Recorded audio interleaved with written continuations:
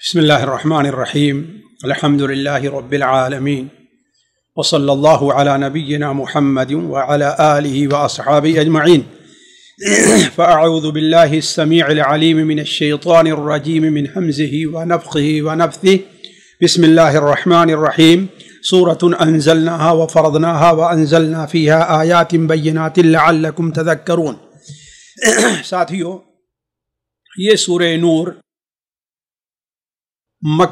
مدنی صورتوں میں سے ایک صورت ہے۔ یہ صورت کئی اعتبار سے بڑی اہمیت کی حامل ہے۔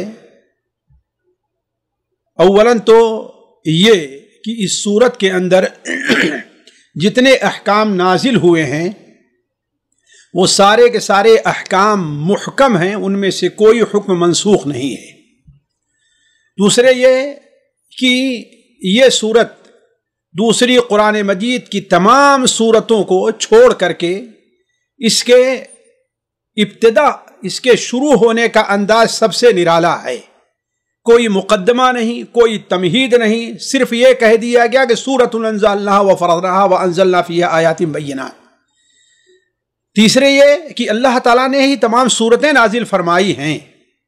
خصوصاً اس صورت کے بارے میں ابتدا ہی سے کہنا کہ سورۃ انزلناها وفرضناها، اس کا مطلب یہ ہے کہ یہ صورت مسلمانوں کی زندگی میں کوئی بہت بڑی اہمیت کی حامل ہے۔ اسی طریقے سے اس صورت کے اندر اللہ تبارک و تعالی نے معاشرے کو زنا اور اس قسم کے جو فواحش ہوتے ہیں اس سے پاکی کے جو اصول اللہ تبارک و تعالی نے اس صورت کے اندر بیان کیے ہیں وہ کسی اور صورت کے اندر نہیں ہیں۔ اس صورت کے اندر اللہ تبارک و تعالی کا ایک ایسا نام وارد ہے، اس میں حسن النور، جو کسی دوسری اور صورت میں وارد نہیں ہے، جیسا کہ اہل علم کہتے ہیں۔ یہ صورت سورۃ النور کے نام سے جانی جاتی ہے، اس لیے کہ اس صورت کی 25 نمبر آیت میں اللہ تعالیٰ فرماتا ہے اللہ نور السماوات والارض، اور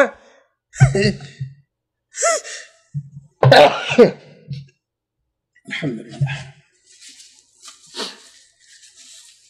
چونکہ لفظ نور اس صورت میں متعدد بار آیا ہے، اور جب بندے کے دل کو نور حاصل ہوتا ہے تو وہ ایمان بھی لے آتا ہے، اس کے نفس کا تزکیہ بھی ہوتا ہے۔ اس لیے چونکہ یہ چیزیں اس میں بیان کی گئی ہیں، اس لیے اس سورت کو سورہ نور کہا جاتا ہے۔ حدیث کے اندر بھی اس سورت کا نام سورۃ النور ہی ہے، بلکہ کسی اور نام سے یہ سورت جانی نہیں جاتی ہے۔ بعض سورتیں ہیں جن کے کئی نام ہیں، لیکن اس سورت کو صرف سورۃ النور کے نام سے سورۃ النور کے نام سے جانا جاتا ہے، جیسا کہ صحیح بخاری اور مسلم میں حضرت عبداللہ ابن ابی اوفا ہیں، شاید ان کی روایت ہے کہ ان کے شاگرد نے یہ سوال کیا کہ یا اللہ کے رسول صلی اللہ علیہ وسلم نے رجم کیا تھا؟ تو انہوں نے کہا کہ ہاں رجم کیا ہے۔ تو ان کے شاگرد نے پوچھا کیا سورہ نور سے پہلے یا سورہ نور کے بعد؟ تو انہوں نے کہا یہ تو مجھے معلوم نہیں ہے۔ اس کا مطلب یہ ہے کہ سورہ النور کے نام سے عہد اول کے اندر بھی جانی جاتی تھی۔ اس صورت کے اندر اللہ تبارک و تعالی نے جو احکام بیان کیے ہیں، ان احکام سے متعلق جیسا کہ ہم نے کہا وہ سارے کے سارے محکم ہیں، کوئی بھی منسوخ نہیں ہے۔ وجہ اس کی ہے کہ یہ صورت مدنی زندگی کے 6 سال یا 7 سال تقریباً گزر گئے تھے تب نازل ہوئی تھی، اور اس صورت کے اندر جو مضامین بیان کیے گئے ہیں ان مضامین پر نظر رکھیں تو معلوم ہوتا ہے کہ یہ صورت سورہ بنی المصطلق، سورہ بنی المصطلق جو 6 ہجری کے اندر پیش آئی اس کے بعد نازل ہوئی ہے۔ اس لیے کہ اللہ کے رسول صلی اللہ علیہ وسلم کی زوجہ محترمہ حضرت عائشہ رضی اللہ تعالی عنہا پر افک اور تہمت لگانے کا ذکر ہے اس صورت کے اندر، تو اس کا مطلب یہ ہے کہ یہ صورت اس واقعے کے بعد نازل ہوئی ہے۔ اس صورت کی فضیلت کا اندازہ اس سے بھی ہو سکتا ہے کہ علماء کے نزدیک یہ صورت بڑی اہمیت کی حامل تھی۔ صحابہ کرام کی زندگی سے دیکھیں تو آپ صلی اللہ علیہ وسلم کے صحابہ کرام کے نزدیک بھی یہ سورت بڑی اہمیت کی حامل تھی۔ چنانچہ حضرت عمر رضی اللہ تعالیٰ عنہ سے متعدد کتب حدیث کے اندر اور متعدد الفاظ میں یہ چیز وارد ہے، کہتے عمر رضی اللہ تعالیٰ عنہ نے ایک بار فرمایا کہ تم لوگ سورہ بقرہ کو سیکھو اور پڑھو، تم لوگ سورہ بقرہ کو سیکھو اور پڑھو۔ سورہ بقرہ یعنی چونکہ اس کے اندر احکام جو بیان کیے گئے ہیں، اس طریقے سورہ مائدہ کہا کہ سورہ مائدہ کو سیکھو اور پڑھو، اسی طریقے سے کہا کہ سورہ حج کو سیکھو، کیوں؟ اس لیے کہ اس میں احکام ہیں، اور اس کے بعد کہا کہ سورۃ النور کو سیکھو، اس لیے کہ اللہ تعالیٰ نے اس کے اندر فرائض بیان کیے ہیں۔ بلکہ ایک روایت میں جو سعید ابن منصور میں ہے شاید، حضرت عمر رضی اللہ تعالیٰ نے کہا کہ تم لوگ سورہ بقرہ کو سیکھو اور اپنی عورتوں کو سورہ النور کی تعلیم دو۔ سورہ النور اس لیے کہ عفت اور پاک بازی کے جو احکام اس سورت کے اندر بیان کیے گئے ہیں وہ کسی اور سورت کے اندر نہیں ہے۔ مضمون کے لحاظ سے اگر دیکھا جائے تو یہ سورت شروع سورت ہی سے لے کر کے دیکھ لیجئے اور آخری صفحے تک، بلکہ آخری صفحے سے اس سے پہلے جو صفحہ ہے آپ یہ دیکھیں گے کہ اس کے اندر عفت اور پاک بازی کے وسائل کا ذکر ہے اور تزکیہ نفس کی طرف خصوصی توجہ دلائی گئی ہے۔ بلکہ دیکھیں تو 13-14 ایسے وسائل بیان کیے گئے ہیں کہ اگر انسان یا کوئی معاشرہ اس کا اہتمام کر لیتا ہے تو وہ معاشرہ دنیا کا سب سے صاف اور پاک معاشرہ تصور کیا جائے گا۔ اسی لیے ہمیں اور آپ کو اس چیز پر توجہ دینی چاہیے۔ اسی لیے شاید یہی وجہ ہے کہ اللہ کے رسول اللہ تبارک و تعالیٰ نے اس سورت کے اندر تزکیہ نفس کا ذکر فرمایا ہے، اور اللہ تعالیٰ فرماتا ہے وَلَوْلَا فَضْلُ اللَّهِ عَلَيْكُمْ وَرَحْمَتُهُ مَا زَكَى مِنْكُمْ مِنْ أَحَدٍ أَبَدًا وَلَوْلَا فَضْلُ اللَّهِ عَلَيْكُمْ وَرَحْمَتُهُ مَا زَكَى مِنْكُمْ مِنْ أَحَدٍ أَبَدًا وَلَكِنَّ اللَّهَ يُزَكِّي مَن يَشَاءُ۔ تو علی کل حال یہ سورت بڑی اہمیت کی حامل ہے، اسی لیے اس سورت کا انتخاب ہم نے اس سال یعنی 1442 کے رمضان المبارک کے اندر دروس کا جو ہمارا سلسلہ ہر سال رہا کرتا ہے، اور قرآن مجید کے کسی آیات یا کچھ آیتیں یا قرآن مجید کے کچھ سور یا قرآن مجید سے کچھ ضروری باتیں سے متعلق رہا کرتا ہے۔ اور پچھلے سال جیسا کہ آپ لوگ جانتے ہیں کہ قرآن مجید کے روز آنا ایک پارے کا خلاصہ ایک دن میں پیش کیا جاتا تھا، تو اسی سلسلے کی ایک کڑی ہے اس بار ہم نے مناسب یا ہمارے ساتھیوں نے مناسب یہ سمجھا کہ چونکہ سورہ نور یہ بڑی اہم سورت ہے، مردوں کے لیے بھی اور عورتوں کے لیے بھی، عفت اور پاک بازی جو مردوں کے لیے بھی بڑی اہم چیز ہے اور عورتوں کے لیے بھی اس کے اصول بیان کیے گئے ہیں، لہذا اس سورت کی تفسیر یا اس سورت سے متعلق کچھ گفتگو اس سال رمضان میں رکھی جائے۔ اب آتے ہیں ہم اس سورت کے الفاظ کی طرف۔ اللہ تبارک و تعالی ارشاد فرماتا ہے سورۃ انزلناها وفرضناها وانزلنا فيها آیات بینات لعلکم تذکرون۔ سورۃ یعنی یہ سورت ہے، اور آپ جانتے ہیں سورت قرآن مجید کا ایک حصہ ہوتا ہے شرعی اصطلاح میں قرآن مجید کا ایک حصہ ہے جس کا اپنا ایک مستقل مضمون ہوتا ہے، اس کی ابتدا معلوم ہوتی ہے اور اس کی انتہا معلوم ہوتی ہے۔ سب سے بڑی سورت آپ لوگ جانتے ہیں کہ سورہ بقرہ جو 280 سے زائد آیات کے اوپر مشتمل ہے، اور سب سے چھوٹی سورت 3 آیتوں کے اوپر مشتمل ہیں۔ تو یہی ہے سورت۔ آپ اللہ تعالیٰ فرماتا ہے سورتن یعنی یہ سورت ہے، ہذہ سورتن یعنی یہ ایک سورت ہے، انزلناہا جسے ہم نے نازل کیا ہے، انزلناہا ہم نے نازل کیا ہے، گویا یہ اللہ تبارک و تعالی کی نازل کی ہوئی سورت ہے۔ یہ محمد صلی اللہ علیہ وسلم کا اپنا کلام نہیں ہے یا کسی کی اپنی عبارت نہیں ہے، بلکہ جو کچھ اس کے اندر پایا جا رہا ہے وہ اللہ تبارک و تعالی کی طرف سے ہے۔ تو انزلنا کہہ کر کے اللہ تبارک و تعالی اس طرف بھی اشارہ فرماتا ہے کہ یہ چیز نازل ہوئی ہے، یہ نازل ہوئی ہے، اور نازل ہونے کا معنی لغت کے لحاظ سے یہی سمجھا جاتا ہے کہ کوئی چیز اوپر سے آئے، کوئی چیز اوپر سے آئے۔ اگر سامنے سے آئے نیچے سے اسے نازل ہونا نہیں کہتے، لغت کے لحاظ سے اصل معنی کے لحاظ سے کیا ہے؟ جو اوپر سے آئے۔ تو گویا اس سے پتہ چلا کہ اللہ تبارک و تعالیٰ اوپر کی طرف ہے، آسمان کی طرف ہے، جیسا کہ اہل سنت و جماعت کا عقیدہ ہے کہ اللہ تبارک و تعالیٰ عرش کے اوپر مستوی ہے، نہ یہ کہ جیسا کہ ہمارے یہاں کہا جاتا ہے کہ لوگ کہتے ہیں اللہ تبارک و تعالیٰ ہر جگہ موجود ہے۔ تو سورۃ انزلناہا ہم نے اسے نازل کیا ہے۔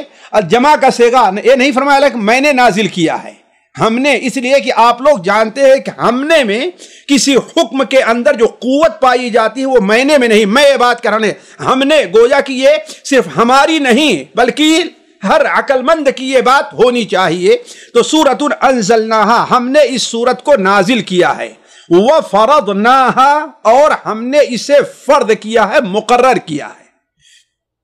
وَفَرَضْنَاهَا اور ہم نے اسے فرض کیا ہے، مقرر کیا ہے۔ فرض یفرض کے معنی ہوتا ہے، جانتے ہیں، ایک حصہ قطع کر دینا یا کوئی چیز فرض اور مقرر کر دینا۔ تو وَفَرَضْنَاهَا اور ہم نے اس کو فرض کیا ہے، کس کو؟ اس سورت کو، یعنی اس سورت کو، یعنی مراد کیا ہے؟ اس سورت میں جو احکام ہیں، مراد کیا ہے؟ اس سورت میں جو مسائل ہیں، یعنی اس سورت کے اندر جو مسائل اور احکام ہے اسے ہم نے نازل کیا ہے، اور اس کے اوپر عمل کرنا، اس کو لینا، اس کو قبول کرنا ہم نے تمہارے اوپر فرض قرار دیا ہے۔ تو جو چیز بھی اس کے اندر ہے اسے اگر کوئی قبول نہیں کرتا ہے تو گویا اللہ تبارک و تعالیٰ کے فریضے کو وہ شخص رد کر دے رہا ہے۔ تو سورۃ انزلناہا وفرضناہا وانزلنا فیہا اور ہم نے نازل کیا ہے اس میں آیات بینات، آیات جمع ہے آیہ کی، جو علامہ کے معنی میں ہوتا ہے۔ قرآن کے لحاظ سے آپ جانتے ہیں آیت کی سورت کے ایک ٹکڑے کا نام ہوا کرتا ہے، ویسے بھی آیات کے معنی نشانیاں اور علامت کے پایا جاتا ہے۔ یہ اللہ تبارک و تعالیٰ کی آیات شرعیہ بھی ہیں اور آیات کونیہ بھی ہیں۔ اللہ تبارک و تعالیٰ کے آیات بول کر کے یہ قرآن مجید کی آیات بھی لی جاتی ہیں، اور آیات بول کر قرآن مجید کے احکام بھی مراد لیے جاتے ہیں۔ تو وَأَنزَلْنَا فِيهَا اور نازل کیا ہے ہم نے کس میں؟ اسی سورت کے اندر آیات بینات، ایسی آیات کو جو بالکل واضح ہیں۔ بینہ مانے کھلی ہوئی، کوئی چھپی ہوئی اس میں پوشیدگی نہیں ہے، اس کا حق ہونا بالکل واضح ہے، اللہ تبارک و تعالیٰ کا فرمان ہونا اس بالکل واضح ہے، اسے قبول کرنے میں کوئی تردد نہ ہونا یہ بالکل واضح ہے، اور ان کا حکمت کے اوپر مبنی ہونا یہ بھی واضح ہے۔ تو انزلنا فیہا آیات بینات اور نازل کیا ہے ہم نے اس میں ایسی آیات کو جو بینہ ہیں، بلکہ لفظ بینہ سے ایک عالم نے ایک بہت بہترین نقطہ پیدا کیا ہے کہ اس میں آیات بینات ہیں، یعنی جو احکام اس کے اندر ہیں، جو چیزیں بیان کی گئی ہیں وہ بالکل آیت بینہ واضح ہے۔ اور اسی صورت کے اندر مائی عائشہ رضی اللہ تعالی عنہا کی براءت بیان کی گئی ہے۔ اس کا مطلب یہ ہے کہ مائی عائشہ رضی اللہ تعالی عنہا کا بری ہونا، ہر قسم کے عیوب جو ان پر لگائے جائیں ان سے پاک ہونا، یہ بالکل واضح بات ہے، جس سے شیعہ بدبختوں کی تردید ہوتی ہے جو مائی عائشہ رضی اللہ تعالی عنہا کو مورد الزام ٹھہراتے ہیں، نعوذ باللہ من ذالک۔ تو علی کل حال انزلنا فیہا آیات بینات لعلکم تذکرون، تاکہ تم لوگ نصیحت حاصل کرو، تاکہ تم لوگ عبرت حاصل کرو، تاکہ تم لوگ یاد کرو، تاکہ تم لوگ سیکھو۔ مراد کیا ہے؟ اس کو مضبوطی سے تھامو، اس کے اوپر عمل کرو۔ تو یہ پہلی آیت ہے جس کے اندر اللہ تبارک و تعالیٰ نے گویا مقدمہ کے طور پر ہمیں اور آپ اور لوگوں کو یہ متنبہ کیا ہے کہ اس صورت کے اندر جو چیزیں بیان کی جا رہی ہیں وہ بہت ہی اہم ہیں اور بہت ہی لائق اعتنا ہیں۔ ان کا اہتمام کرنا تمہاری کامیابی کا ذریعہ ہے، اور ان کے اندر کوتاہی سے کام لینا تمہارے لیے بربادی کا سبب ہے۔ تو سورۃ انزلناہا وفرضناہا وانزلنا فیہا آیات بینات لعلکم تذکرون۔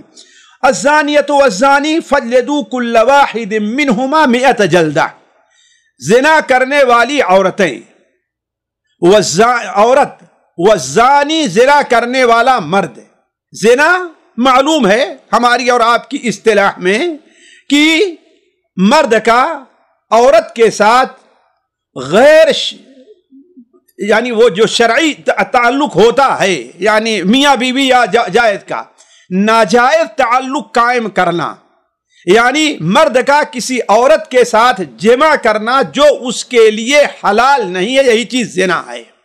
تو الزانیۃ والزانی، زنا کرنے والی عورت اور زنا کرنے والے مرد،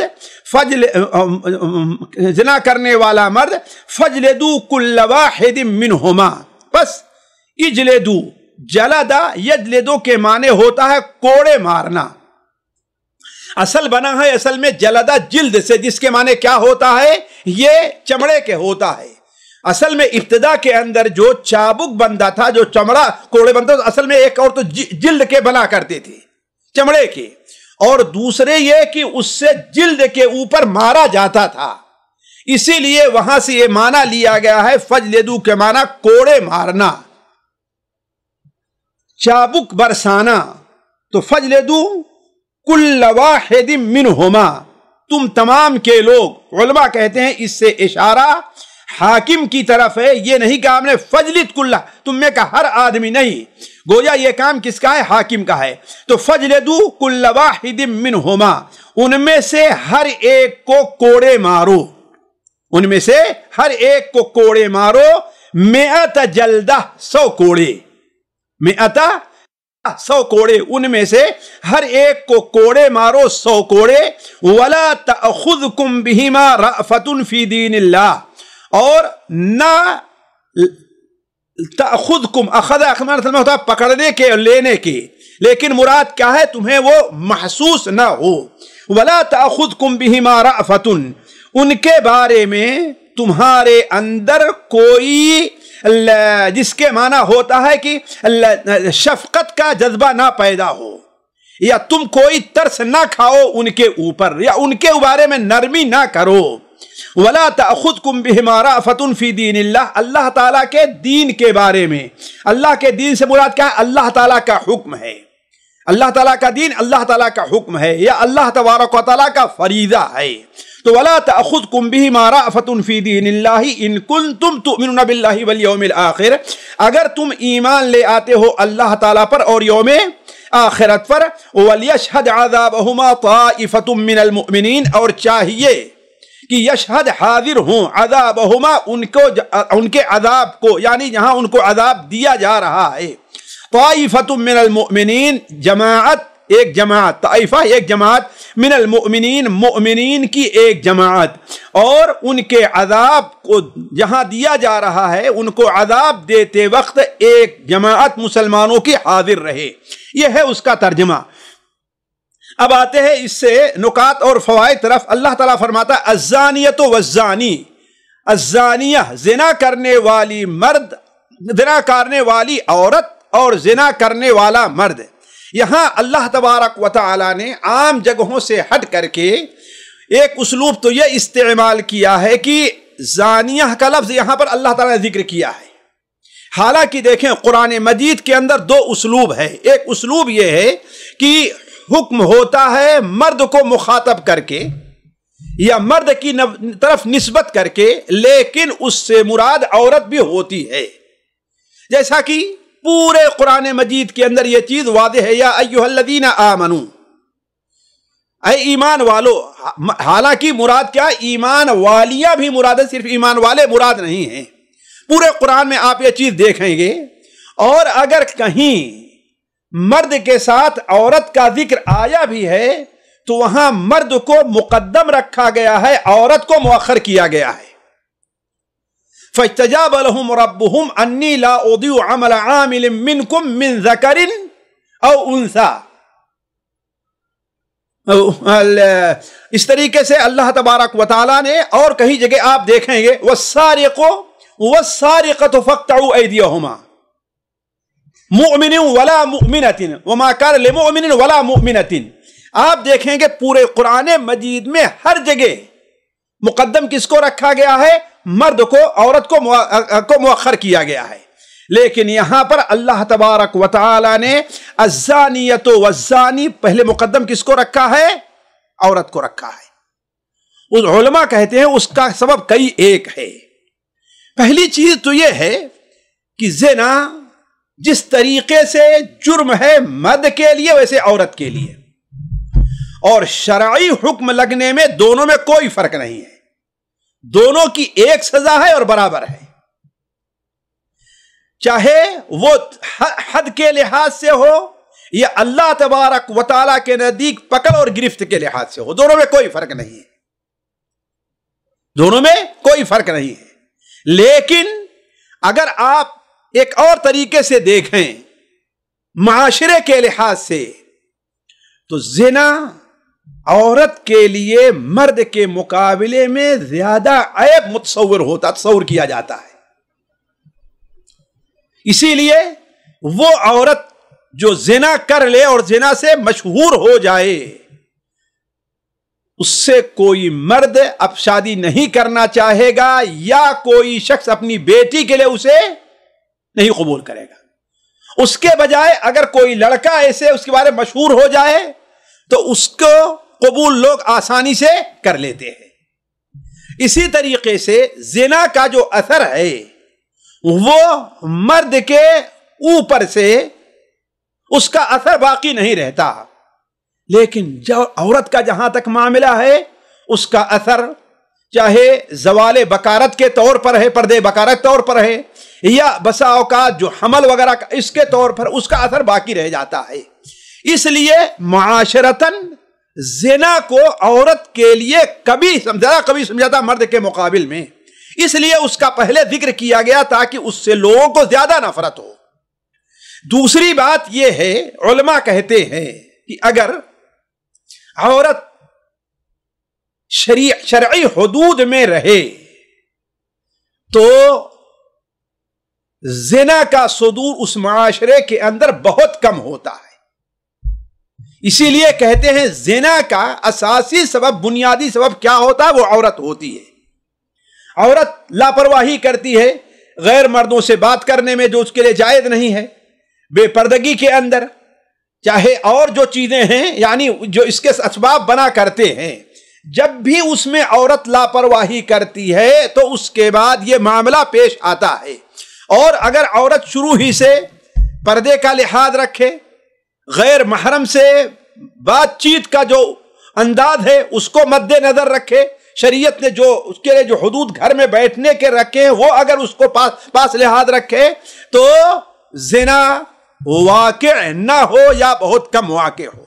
تو اس لیے اہل علم کہتے ہیں کہ زنا کا بنیادی سبب کیا بنتا ہے؟ وہ عورتوں کی۔ اسی لیے دیکھیں اس دنیا کے اندر بھی جو لوگ اللہ اور رسول پر، آخرت پر ایمان نہیں لے آتے، وہ لوگ بھی اس بات کا اقرار کرتے ہیں کہ اس دنیا میں آج جو زنا بالجبر کے، ریپ کے واقعات آ رہے ہیں، اس کی زیادہ ذمہ داری کس کے اوپر ہو رہی ہے؟ عورتوں کے اوپر ہو رہی ہے۔ اسی لیے آج سے چند سال پہلے بامبے یونیورسٹی کے وائس چانسلر نے خاص قسم کے لباس پہننے پر اور لڑکیوں کے لیے پابندی لگا دی تھی۔ خاص قسم کے لباس کیوں؟ اس لیے کہ معلوم ہے کہ جب وہ نیم برہنہ لباس استعمال کریں گی تو مردوں کی نظریں ان کی طرف اٹھنا ضروری ہے۔ اسی طریقے سے یہ بھی دیکھیں کہ ایک عورت کے اللہ تعالیٰ نے جو حیا کا ایک فطری مادہ رکھا ہے وہ اتنا ہی مرد میں ہے اور اتنا ہی عورت کے اندر ہے۔ اب وہ مرد کے اندر بھی ہے، عورت کے اندر بھی ہے، لیکن عورت کے اندر یہ فطری مادہ زیادہ ہے مرد کے مقابل میں، یا اس کا شعور زیادہ ہے مرد کے مقابل میں۔ اب جب عورت اس شعور کو کم کرتی ہے، چھوڑتی ہے، تو زنا واقع ہوتا ہے۔ ان تمام وجوہات کی بنیاد پر اللہ تبارک و تعالی نے پہلے یہاں ذکر کیا ہے کس کا؟ عورت کا۔ تو الزانیۃ والزانی، زنا کرنے والی عورت اور زنا کرنے والے مرد، فجلدوا کل واحد منہما، ان میں سے ہر ایک کو 100 کوڑے مارو، ان میں سے ہر ایک کو 100 کوڑے مارو، یعنی گویا کہ ان کی سزا کیا ہے؟ 100 کوڑے ہے۔ یہ بات واضح رہنی چاہیے، ہم اور آپ اچھی طریقے سے اس بات کو سمجھ لیں کہ دیکھیے زمانے جاہلیت کے اندر یا وہ معاشرہ جو جاہلی معاشرہ رہا کرتا ہے اس میں زنا بہت عام ہوتا ہے، حتیٰ کہ صورتحال یہ پیدا ہو جاتی ہے کہ بسا اوقات خواہ کچھ مخصوص لوگ ہی کیوں نہ ہو یا مخصوص حالات ہی کیوں نہ ہو وہاں زنا کو جائز قرار دیا جاتا ہے۔ اب مثال کے طور پر زمانے جاہلیت میں دیکھ لیجئے، وہاں آزاد عورتوں کے لیے زنا کرنا یہ تو بڑا عیب سمجھا جاتا تھا، اسی لیے حضرت ہند بنت عتبہ رضی اللہ تعالی عنہا جب آپ صلی اللہ علیہ وسلم سے بیعت کرنے آئیں اور سورہ ممتحنہ کی آیات کی بنیاد پر آپ ان سے بیعت کرنے چاہے کہ اذا جاءك المؤمنات يبايعنك على يشركن بالله شيئا ولا يسرقن ولا يزنين، تو ہند نے کہا کہ اے اللہ کے رسول صلی اللہ علیہ وسلم کیا آزاد عورت بھی زنا کرتی ہے؟ یعنی گویا کہ یہ تو تھا، لیکن لوڈیوں کے لیے زنا کرنا وہاں پر کوئی عیب نہیں تھا، نہ لوڈیوں سے زنا کرنا مردوں کے لیے عیب سمجھا جایا کرتا تھا۔ تو اصل چیز تو یہ ہے، لیکن جب ظاہری معاشرہ ہوتا ہے، جیسے آج بہت سے معاشرے میں رضامندی سے ہو یہ ہو تو اس کو عیب نہیں سمجھتے، تو کہنے کا مطلب کہ اصل یہ ہے کہ زنا وہاں پر اس زمانے میں بھی رائج تھا، لیکن چونکہ شریعت کسی بھی شریعت کے اندر یہ جائز نہیں ہے، اور جب اسلام آیا تو اس نے بھی اس کے اوپر پابندی لگائی، تو اس کی سزا کے اندر اللہ تبارک و تعالی نے تدرج کا معاملہ رکھا، تدریج کا معاملہ رکھا۔ سب سے پہلا تو وہ جو سورہ النساء کی شاید 15-16 آیت یا 16-17 نمبر آیت کس کے اندر ہے، 15-16 آیت کے اندر ہے کہ اللہ تبارک و تعالی نے وہاں پر یہ بیان فرمایا کہ جو عورت اگر زنا کرتی ہے تو اسے اور اس پر 4 گواہ بھی آ جاتے ہیں تو اسے گھروں کے اندر بند کر دیا جائے، یہاں تک کہ وہیں پر بند ان کی موت آ جائے یا اللہ تعالیٰ ان کے لیے کوئی راستہ نکال دے۔ اور آگے اس سے بیان فرمایا کہ مرد ہو تو اسے سرزنش کی جائے، برا بھلا کہا جائے، ڈانٹا جائے، معمولی سزا دی جائے جو لوگ اس وقت مناسب سمجھیں۔ یہ تو پہلا مرحلہ تھا۔ دوسرا مرحلہ آیا جب کہ یہ آیت نازل ہوئی سورہ نور، جس میں یہ کہا گیا کہ زنا کرنے والی عورت اور زنا کرنے والے مرد کو 100 کوڑے لگائے جائیں، اور حدیث سے یہ بھی ثابت ہوا کہ 100 کوڑے کے ساتھ ساتھ اسے سال بھر شہر بدر بھی کر دیا جائے، آج کے لحاظ سے اسے جیل میں ڈال دیا جائے۔ تیسرا مرحلہ یہ تھا جو قرآن میں بھی آیا، لیکن قرآن میں وہ منسوخ ہو گیا، البتہ حدیث کے اندر باقی رہا کہ فرق کیا جائے گا زانی کے اندر، چاہے مرد ہے یا عورت، اگر وہ شادی شدہ ہے تب تو اس کو رجم کیا جائے گا، اور شادی شدہ نہیں ہے تو اس کے اوپر 100 کوڑے برسائے جائیں گے، جیسا کہ اس آیت کے اندر ہے۔ تو یہ 3 مرحلہ گزرا ہے، 3 مرحلہ گزرا ہے زنا کی روک تھام پر یا زنا کی حد کے اوپر۔ پہلا مرحلہ تھا کہ عورت کو قید کر دیا جائے اور مرد کو سرزنش کی جائے، ڈانٹ ڈپٹ پھٹکار معمولی جو مار پیٹ ہوتی ہے وہ، اور دوسرا مرحلہ یہ ہے کہ متعین ہو گیا کہ 100 کوڑے مارے جائیں، خواہ مرد ہے یا عورت ہے، یہاں دونوں میں فرق نہیں کیا گیا۔ اور تیسرا مرحلہ یہ آیا کہ شادی شدہ مرد اور شادی شدہ عورت، غیر شادی شدہ مرد کے اندر، شادی شدہ عورت غیر شادی شدہ عورت کے اندر فرق کیا جائے گا، یعنی شادی شدہ کو تو رجم کیا جائے گا اور غیر شادی شدہ کے اوپر کوڑے برسائے جائیں گے۔ تو قرآن مجید میں بھی یہ تھا، لیکن قرآن مجید سے رجم کی آیت تو منسوخ ہو گئی، البتہ حکم اس کا باقی رہ گیا۔ یہ ہے اصل میں اختصار کے ساتھ زنا کی جو حد ہے اس کا مرحلہ۔ اسی لیے صحیح مسلم کے اندر حضرت عبادہ ابن صامت کی وہ بڑی مشہور روایت ہے کہ اللہ کے رسول صلی اللہ علیہ وسلم نے بڑے واضح طور بیان فرمایا، قد جعل اللہ لہن سبیلا، قد جعل اللہ لہن سبیلا، اللہ تبارک و تعالی نے ان کے لیے راستہ پیدا کر دیا ہے، اللہ نے ان کے لیے راستہ پیدا کر دیا، جیسا کہ سورہ نساء میں فرمایا تھا، او یجعل اللہ لہن سبیلا، آپ نے فرمایا البکر بالبکر جلد 100، اگر باکرہ ہے تو اسے کیا ہے، غیر شادی شدہ ہے تو اسے 100 کوڑے مارے جائیں گے اور 1 سال اسے شہر بدر کیا جائے گا. اور سیب بالسیب، اگر کوئی شادی شدہ ہے، زنا کرتا ہے، تو اس کو 100 کوڑے اور رجم کیا جائے گا. لیکن 100 کوڑے بھی منسوخ ہو گئے، صرف رجم کا واقعہ یا رجم کا مرحلہ باقی رہ گیا. تو یہ 3 مرحلے سے گزرا ہے. یہاں پر جو مرحلہ ہے وہ دوسرا مرحلہ ہے، یہاں پر ہے وہ دوسرا مرحلہ ہے. تو الزانیۃ والزانی فجلدوا کل واحد منہما 100 جلدہ، زانی عورت اور زانی مرد دونوں میں سے ہر ایک کو 100 کوڑے مارو. یہ اصل حکم ہے. اس کے بعد اللہ تبارک و تعالی نے یہ حکم نافذ کرنے سے متعلق بعد ہدایات دی. وہ ہدایت کیا ہے؟ پہلی ہدایت ہے وَلَا تَأْخُذْكُمْ بِهِمَا رَأْفَةٌ فِي دِينِ اللَّهِ ان کنتم تؤمنون باللہ والیوم الآخر. ولا تأخذکم، اور نہ پکڑے تم لوگوں کو، بہما ان کے بارے میں، رأفۃ فی دین اللہ. رأفہ کے اصل معنی ہوتا ہے شفقت کرنا، کسی کے اوپر ترس کھانا. اللہ تعالیٰ نے، بعض مفسرین نے لکھا کہ یہاں یہ نہیں فرمایا کہ رحمہ نہیں بیان فرمایا ہے، اس لیے کہ ان کے اوپر حد قائم کرنا رحمت ہے. کسی کے اوپر اگر حد دنیا میں قائم ہو جائے تو رحمت ہے. کیوں؟ اس لیے کہ اولاً تو جس کے اوپر حد قائم ہو گئی، اللہ تبارک و تعالی اب اس گناہ کی اسے سزا دوبارہ قیامت میں نہیں دے گا. گویا یہ حد رحمت ہوئی اس کے اوپر، یعنی اس کی مغفرت ہو گئی ہے. لیکن یہاں مراد کیا ہے؟ رحمت نہیں ہے، بلکہ وہ کیا ہے جسے ہم کہتے ہیں شفقت کرنا، ان کے بارے میں نرمی سے کام لینا، یا ان کے اوپر ترس کھانا. عام جو بولتے ہیں ترس آ رہا ہے مجھے اس کے اوپر.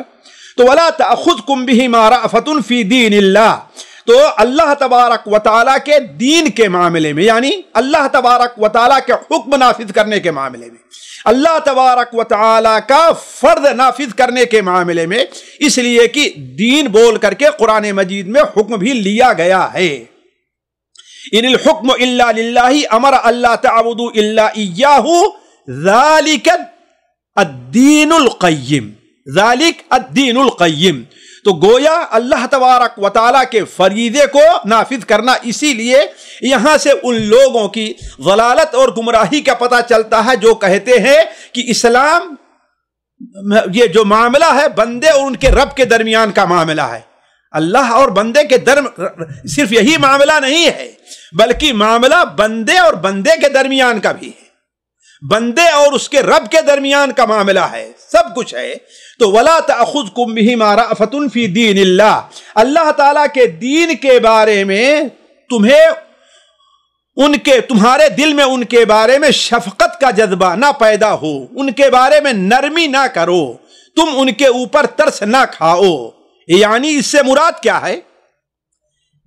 یہاں پر 2 چیزیں ہیں. ایک تو ہے کہ اس سے مراد کیا ہے، دوسرے اس کا معنی کیا ہے. ہم نے اس کا معنی آپ کے سامنے رکھا، لیکن اس سے مراد کیا ہے؟ اس سے مراد علماء کہتے ہیں کہ اس سے مراد یہ ہے کہ ان کے اوپر جب حد قائم کرنا ہو تو حد جو قائم کی جائے اس بارے میں کوئی ترس نہ کھایا جائے. البتہ جب حد ان کے اوپر لگنے لگے تو یہ انسان کی فطرت میں ہے کہ انسان کو ان کے بارے میں کیا ہوگا؟ نرمی کا، شفقت کا، محبت کا جذبہ پیدا ہوگا، نرمی کا جذبہ پیدا ہوگا. تو وہ انسان کے بس سے باہر وہ مراد نہیں ہے. مراد یہ ہے کہ اللہ تبارک و تعالیٰ کا حکم نافذ کرنے کے بارے میں ان کے اوپر شفقت نہ کرو کہ اللہ کا حکم ہی نافذ نہ کرو. اسی لیے علماء کہتے ہیں کہ اس میں کئی چیز شامل ہے. پہلی چیز یہ ہے کہ ان کے اوپر شفقت کر کے ایسا نہ ہو کہ تم حد نافذ ہی نہ کرو، ایسا نہیں ہونا چاہیے. اللہ تبارک و تعالیٰ جس نے اس حد کو فرض کیا ہے وہ اس کے اوپر تمہارے مقابلے میں زیادہ شفیق ہے. اور دوسرا معنی یہ ہے کہ رحم کرنے کے کسی کے اوپر اگر حد قائم ہے تو اس کے بارے میں مہربانی کرتے ہوئے، شفقت کرتے ہوئے حد کے ختم کرنے کی سفارش تمہیں نہیں کرنی ہے. اور تیسرا معنی یہ ہے کہ رحم کر کے ایسا نہ ہو کہ حد قائم کرنے میں تم کمی کر دو، 100 کے بجائے 80 کوڑے مارو، اور مار دیا نا، نہیں. 90 कोड़े मारो नहीं, ऐसा नहीं, पूरा होना चाहिए। इसी तरीके से एक माना यह है कि उनके ऊपर जब हद कायम की जाए तो जैसे कोड़े मारना चाहिए वैसे ही मारे जाएं, उसमें कमी ना की जाए। यहां पर एक बात वाज़ेह कर दें कि यहां पर जल्द का है, जल्द यानी जिल्द के ऊपर, चमड़ी के ऊपर कोड़े बरसें, इतने जोर से ना हो कि इंसान की हड्डी टूटे, ऐसा जोर से ना हो कि इंसान के गोश्त फट जाएं, ऐसी जगह ना मारी जाए जो इंसान के जान के लिए खतरा हो जाए, ऐसी जगह ना मारी जाए कि चेहरा वगैरह उसका असर बाकी रहे। इसीलिए उलमा ने इस सिलसिले में लिखा है कि ऐसे जोर से हाथ उठा करके कोड़ा नहीं मारा जाएगा, नहीं, बल्कि बस ऐसे इतना उठेगा और ऐसे मारेगा, यानी गोया कि उसका असर चमड़े के ऊपर रहे, उसका असर गोश्त के ऊपर और हड्डी के ऊपर ना पड़े। और जिल्द पीठ के ऊपर मारा जाए, चेहरे के ऊपर और सर के ऊपर ना मारा जाए। जैसे आज ये जो लोग मोहब्बत और जो लोग इस्लाम के हुदूद को वहशियाना करार देते हैं, वो ये भूल जाते हैं कि उन लोगों ने मुजरिमों नहीं बल्कि शरीफ लोगों, दीनदार लोगों को सजा देने के लिए क्या क्या वहशियाना तरीके इख्तियार कर लिए हैं, वो उनको नहीं दिखाई देता। और दीन इस्लाम का जो मामला है, जो हुदूद है, वो उनको वहशियाना दिखाई देती है। तो अला कुल्li हाल वला ताखुदकुम बिहिमा राफतुन फी दीनिल्लाहि इन कुंतुम तुमिनूना बिल्लाहि वल यौमिल आखिर। अगर तुम्हारा ईमान अल्लाह और आखिरत के दिन पर है तो इस सिलसिले में कोई नरमी नहीं होनी चाहिए, यानी अल्लाह तबारक व तआला का हुक्म नाफिज होना चाहिए। वलियशहद अज़ाबहुमा ताइफतुम मिनल मुमिनीन, और चाहिए कि उनके अजाब को, यानी अजाब देने को नहीं, जहां पर अजाब दिया जा रहा है, यशहद अज़ाबहुमा ताइफतुम मिनल मुमिनीन, मुमिनीन की एक जमात, ताइफा क्या है, 2-3 से लेकर के आगे तक का मामला है। यानी अगर किसी जगह पर 2 आदमी भी हाजिर हो गए, 3 हो गए, 4 हो गए, जिससे उसकी मशहूरी हो जाए, जिससे उसके बारे मशहूर हो जाए कि हाँ इसे ये सजा मिल रही है, इसलिए कि 2 आदमी हाजिर होंगे, 3, 4, 5 तक भी वो बात पहुंच जाएगी। इसीलिए उलमा कहते हैं शरई जो सजा है उसका 2-3 मकसद है, 2-3 मकसद है। उसका असल मकसद मुजरिम को तकलीफ देना नहीं है, बिल्कुल बात गलत है। तकलीफ देना असल मकसद नहीं, असल मकसद क्या है, यह है कि उसे लोगों के लिए बाइसे इबरत बनाना है, ताकि लोग उसे देख करके इबरत हासिल करें कि अगर हमने भी ये जुर्म किया तो हमें भी ये सजा मिलेगी, ये मकसद। इसी तरीके से उसका मकसद असल ये होता है कि दुनिया के अंदर जो उसने जुर्म किया है, ये जुर्म सिर्फ उसके और अल्लाह ताला के दरमियान का नहीं है। इसीलिए जो मामला सिर्फ बंदे और अल्लाह के दरमियान के होते हैं, उनके ऊपर कोई ऐसी, जैसे नमाज कोई छोड़ देता है, हालांकि जिना से बड़ा जुर्म है नमाज का छोड़ना, लेकिन उसके लिए अल्लाह ने सजा नहीं रखी कि हाँ भाई उसको इतने कोड़े मारे जाएं। क्यों? इसलिए कि ये उसका अपना अल्लाह, उसका और अल्लाह का मामला है। लेकिन जिना जो है सिर्फ उसका अपना मामला, अल्लाह का मामला नहीं है, ये दूसरे लोगों की इज्जत, दूसरे लोगों की बदनामी, उसका भी मामला है। तो ये जो जुर्म है उसको, उसकी सजा भी दुनिया में मिल जाए ताकि वो उससे पाक और साफ हो जाए। तो वलियशहद अज़ाबहुमा ताइफतुम मिनल मुमिनीन, ताकि उसके अजाब को, उसकी सजा के मौके पर मुसलमानों की एक जमात हाजिर रहे। आज यहीं पर रुकते हैं, फिर अगली मजलिस इंशाअल्लाह 3री आयत से शुरू होगी। तब तक के लिए आपसे रुखसत चाहते हैं। वस्सलामु अलैकुम वरहमतुल्लाहि वबरकातुहू। सामईन इकराम, हमारे इल्मी और अवामी दुरूस और सवाल जवाब की मजलिसों से आप खुद भी मुस्तफ़ीद हों और अपने दोस्त और अहबाब के साथ भी शेयर करें। ऐन मुमकिन है कि आपके शेयर से किसी की इस्लाह और आपके लिए सदक़े जारिया बन जाए। व्हाट्सएप पर इस्लामिक मैसेज हासिल करने के लिए नंबर नोट फरमाएँ, याकूब अजीज़ 00966 5089597707।